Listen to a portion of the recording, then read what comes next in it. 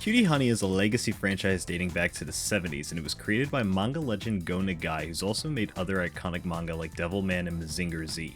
Just like its siblings, Cutie Honey has received numerous animated manga and live-action iterations throughout its 50-plus years of life, and with the beginning of the 21st century, some people wondered if Cutie Honey would make it, or would it just remain in the 20th century? So what I want to focus on in this video is a set of 3 iterations that released between 2003 and 2004, that being a manga titled Cutie Honey A Go-Go, the live-action film simply titled Cutie Honey, which I'll be referring to as Honey 04 throughout the video, and an OVA series with the name Ray Cutie Honey, which I'll be referring to as Ray Honey. All 3 of them used the same base as a starting point, which makes sense as Ray Honey and Honey 04 were both directed by none other than Hideaki Anno, who also directed films like Shin Godzilla and Shin Kamen Rider. Oh, and this niche-ass anime called Neon Genesis Evangelion. Now, Anno is a huge Go Nagai fan. I mean, he is a fucking huge fan of Nagai, to the point where Nagai unintentionally influenced some elements of Neon Genesis Evangelion, with Anno stating in an interview with him, "Your influence on me is incalculable, impossible to evaluate. After all, even in Evangelion, I couldn't get away from the Devilman influence. I think I didn't do it consciously. After that, people made me notice, this is Devilman." Some pretty powerful shit, man. It also has this really funny bit with Anno talking about the Ava's design, saying, "If kids could start crying just by watching an episode, that would be ideal. For that, Devilman was the perfect model." Now, while we know a lot about Anno and his relationship with Devilman, his relationship with Cutie Honey specifically isn't something we extensively know about.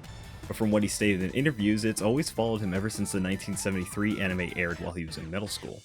Right out of the gate, Anno strived to make the 2000's Cutie Honey trio their own thing, and he passed on certain aspects from Go Nagai's original manga, changing details and dynamics between the characters, the world itself. His approach to changing certain aspects of Cutie Honey was one he took in confidence, as he felt it was okay for both the movie and Ray Honey to branch away from Nagai's manga, as there was already various iterations of Honey that came before this, in both manga and anime. For example, Anno wanted Cutie Honey to be a buddy comedy, since Honey was much more independent in the original manga. Since Honey was a little more independent, she needed a character to bounce off of. Anno chose Natsuko for the role, and the story blossomed around the both of them. Because of this, numerous characters from the original manga were completely cut from the story.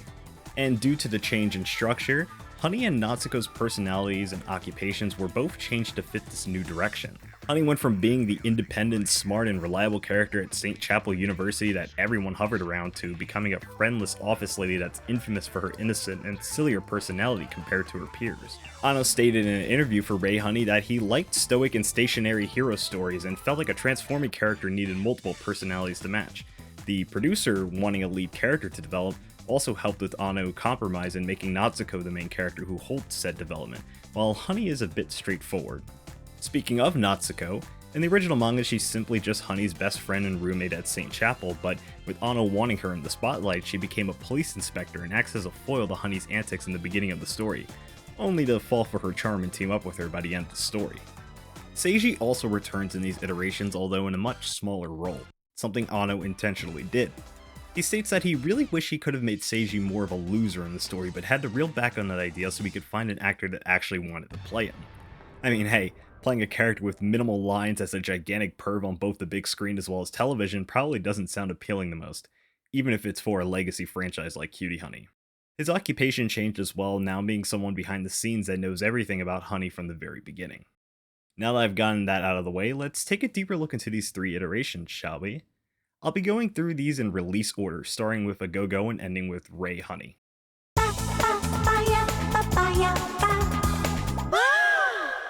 Cutie Honey A Go-Go began serialization on November 26, 2003 in Tokusatsu Ace, which was a short-lived magazine that solely focused on tokusatsu shows. So stuff like Kamen Rider and Ultraman, with A Go-Go being one of the many exceptions due to Honey 04's release the following year. The story follows the same beats as what Anno drafted out, for the first half anyways, although unlike Ray Honey and Honey 04, which both use the same members of Panther Claw throughout the story, A Go-Go deepens the pool and adds several other members from the original manga and anime, like Batfly Claw, Scissors Claw, Tomahawk Claw, Tarantula Claw, Fire Claw, and Dragon Claw, who's seemingly a brand new character in this version, as I couldn't find any prior iteration that has her. This is due to the mangaka behind A Go-Go being Shinpei Ito, who did both the story and art. He's also created other manga like Rakusho Hyperdoll and Earth Invading Girl Asuka. We don't know much about Ito's personal connection to Cutie Honey, at least as far as what I could find online, but it's clear he has respect for Ngai's original manga as he wanted to add so many characters and aspects from it into his story. Halfway through A Go-Go is where Ito made his jump and fully separated itself from Honey 04 and Ray Honey's plot, choosing to bring Honey and Natsuko to St. Chapel Academy where it becomes a major setting for the remainder of the manga, bringing plenty of characters from the original manga alongside it with completely new looks to match Honey and Natsuko. Those characters being Nooko, Tsuneni, and Danbei, although Ito claims he's a new character called Daniel Bay, but come on, that's fucking Danbei, man. Due to St. Chapel becoming a major location, Honey needed a roommate, and because Natsuko was already changed for A Go-Go, Ito simply just reused her original design and gave her a new name. Despite all the changes and setup Ito brought to A Go-Go, such as preparing to break Honey away from Natsuko and have her be a more independent character going forward, A Go-Go ended with its 10th chapter on July 1st, 2005. In the afterword for A Go-Go's compound release, Ito talked about his plans for the manga, such as completely leaving the movie behind following that halfway point, and just doing what felt natural to the story he set up. That being the following arc centered at St. Chapel Academy I mentioned just a bit ago. It's pretty interesting and goes to show just how much Ito wanted A Go-Go to be his own version of Cutie Honey, like how he already planned on taking the manga all the way to Honey fighting Sister Jill, which I'm sure a lot of people would have wanted as the manga was apparently popular in Tokusatsu Ace. As for official releases, there's physical copies of A Go-Go you can still buy on places like Amazon, but there's currently no digital version, so I'm just using good old scanlations for this video.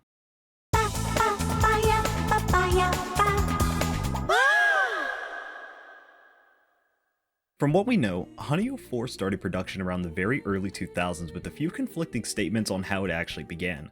Anno stated in an interview for Ray Honey that Eriko Sato was the one who brought the idea to him at a drinking party, but other sources say that Anno struggled to find an actress to play Honey. Either way, gravure idol Eriko Sato would be chosen to play Honey in the movie.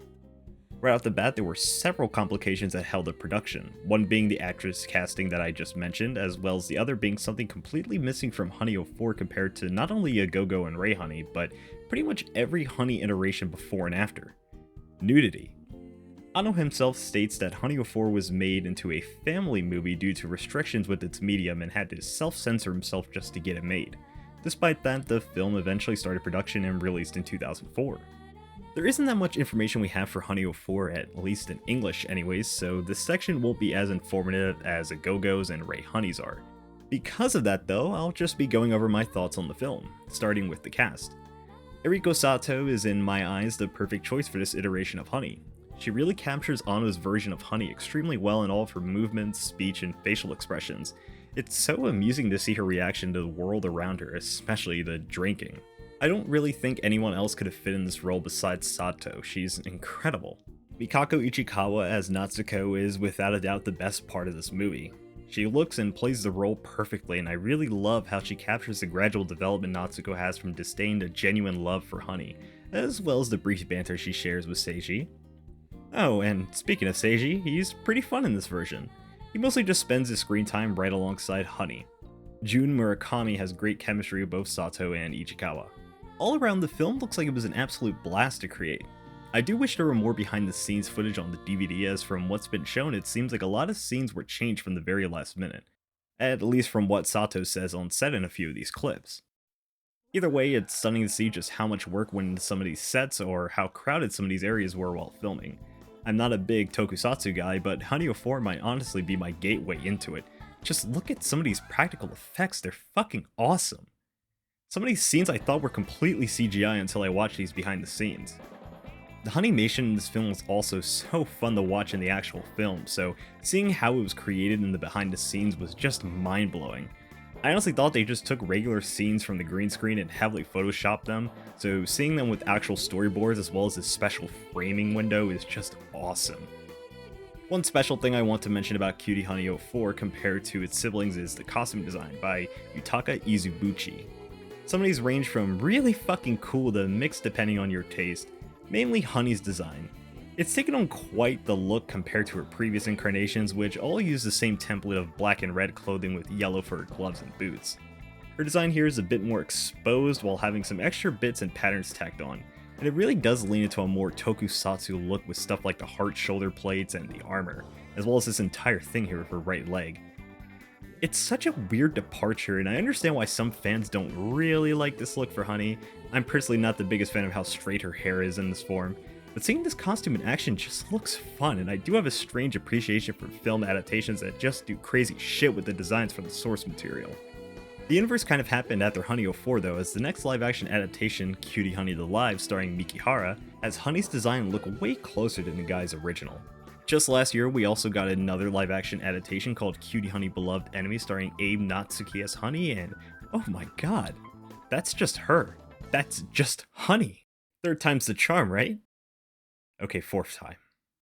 Seiji and Natsuko also look one-to-one with their eventual anime designs, and Ichikawa and Murakami really look great in the costumes too, but that makes sense as the animated opening for Honey 04 was made just for the film. But that begs the question as to why Honey's design is so different here compared to the actual film. But I'll just leave that question there for now, as this kind of leads into Rei Honey's development. Now, I've talked about our main characters, but the biggest thing I just can't ignore is Panther Claw. Oh my god, I love all of them in this film. Well, nearly all of them. Gold Claw looks fucking fantastic, same with Cobalt Claw, and the makeup on her is just pure eye candy. C.A. Koinada's acting really enhances the look. Scarlet Claw also looks nice, although you don't really get a good look at her due to all the filtering in her scenes. Black Claw's also fucking awesome, and in terms of acting, well, he's the GOAT.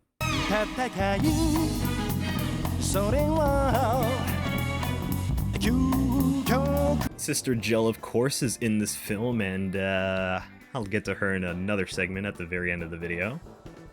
If you aren't a Cutie Honey fan, I would recommend at least giving this movie a watch, and hopefully it'll become your gateway to the franchise. There isn't a modern release for this on home media, although the DVDs by Bandai are pretty easy to find.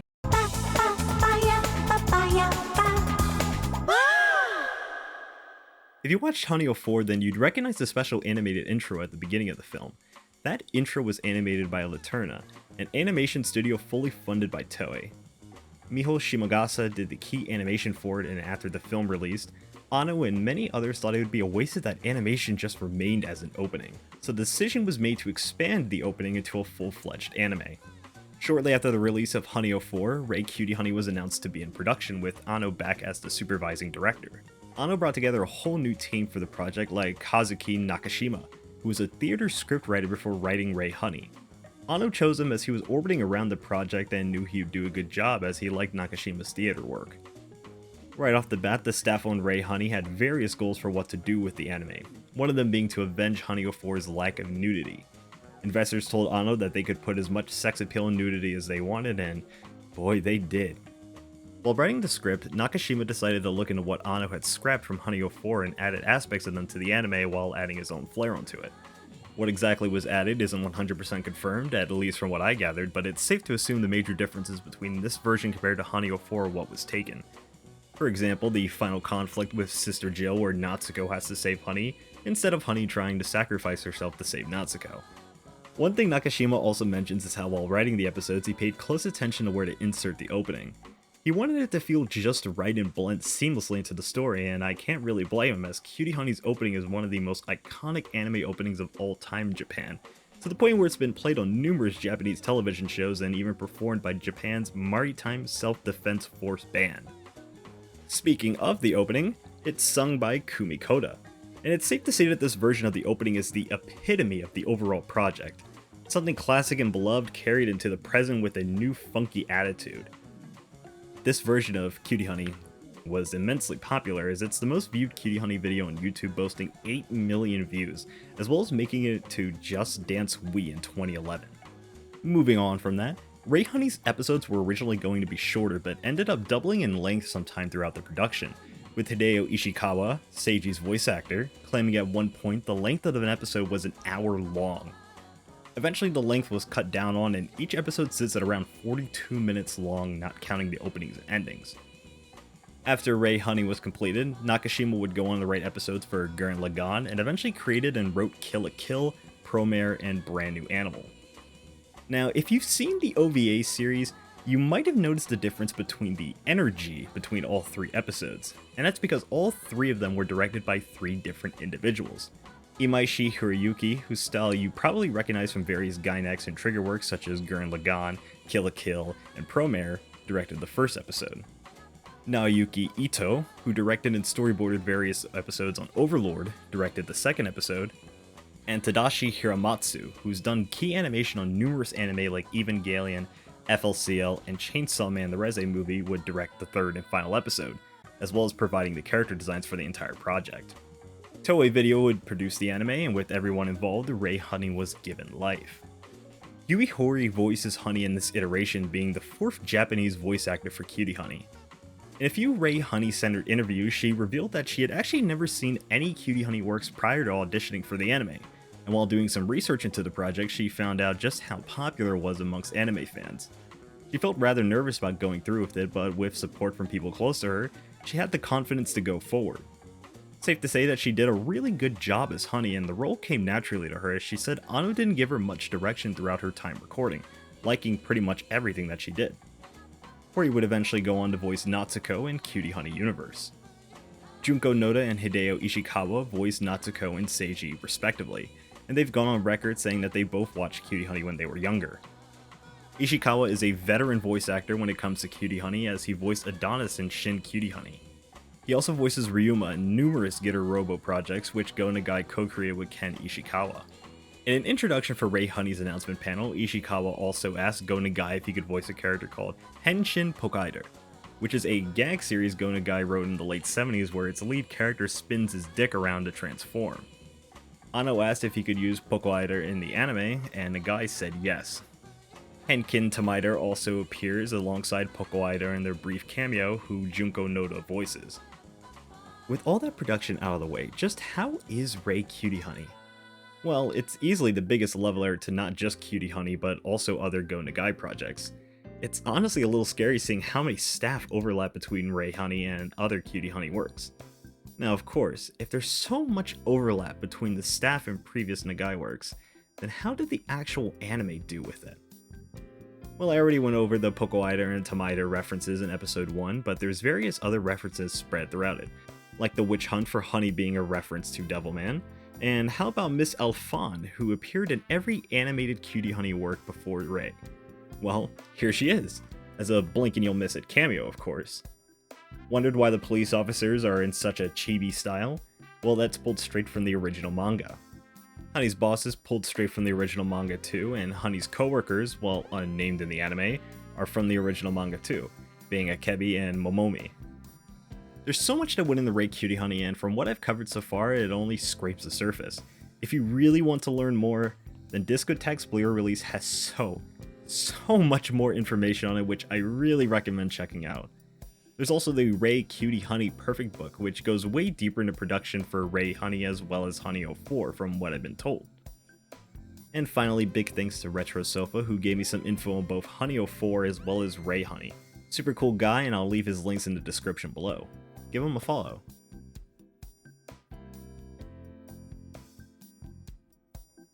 And with that being said, that's the end of the video. At least it would be if I didn't have things to complain about. Oh boy, complaining. It's my favorite thing to do. So I'll go back through all 3 and go over the things I wasn't the biggest fan of. I think Cutie Honey A Go-Go is good in its own right, but it does leave a lot to be desired. The entirety of the manga's run is constant anticipation build-up and ends when a real arc is getting ready to begin. Professor Kisaragi dies in chapter 5, whereas he's already dead before the events of Rei Honey and Honey 04. Honey is also really underused here too. Natsuko takes up the majority of the manga, and while Honey is really only utilized for fights and some comedic moments, they're all just bouncing off of Natsuko. Because of this, you do lose out on some of that drama with Honey and Natsuko from Rei Honey and Honey 04. So she's kind of just there, with no strain on her and Natsuko's relationship whatsoever. I think there's only 2 or 3 moments where Honey does something about Natsuko being involved, and while I did bring up the ending alluding to Honey preparing to take things into her own hands and the fight separate from everyone else, with A Go-Go finishing with just 10 chapters, it's really nothing more than just speculation. As for Cutie Honey 2004, remember when I said I would come back to Sister Jill later? Well, here we are right here. My biggest issue with Honey 04 is easily Sister Jill. This version of her is just bad, man. Like, really, really bad. And it's for two simple reasons. Reason 1. The look. I can accept a more tanky looking Honey, but good god, Sister Jill is just horrendous to look at. She is way too crude and ugly. Rei and Agogo's versions of Jill are miles better, as she actually has some beauty in both of them, while still retaining a bit of that evil look to her. Reason number 2 is her being played by a man. I couldn't find any reason why Anno decided to have a man play Jill, but it just makes that first reason even worse, and honestly kills the final conflict quite a bit. The final thing I have to say about Honey 04 is that I'm not a huge fan of the final act of the film. I think it's substantially weaker compared to the first 2 acts of the film, which is a shame since the effects and sets here are so fucking cool.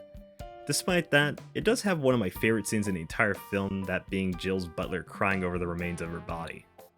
And as for Rei Cutie Honey, well, I don't have any complaints, it's fucking peak, bro.